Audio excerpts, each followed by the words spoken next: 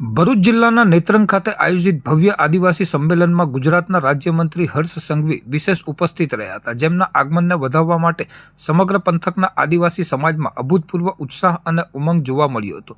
મંત્રીશ્રીના સ્વાગત માટે નેત્રંગમાં આદિવાસી સંસ્કૃતિની ભવ્ય ઝલક રજૂ કરવામાં આવી હતી, જેમાં પરંપરાગત આદિવાસી નૃત્ય, ઢોલ નગારાના નાદ અને વિવિધ સાંસ્કૃતિક ઝાંખીઓએ ભારે આકર્ષણ જમાવ્યું હતું. કાર્યક્રમની શરૂઆતમાં નેત્રંગ ચોકડી ખાતે હર્ષ સંઘવીએ આદિવાસી સમાજના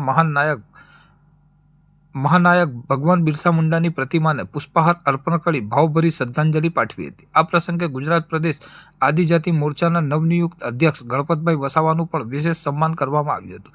જે બાદ યોજાયેલી વિશાળ રેલી અને જાહેર સભામાં જનમેદની ઉમટી પડી હતી.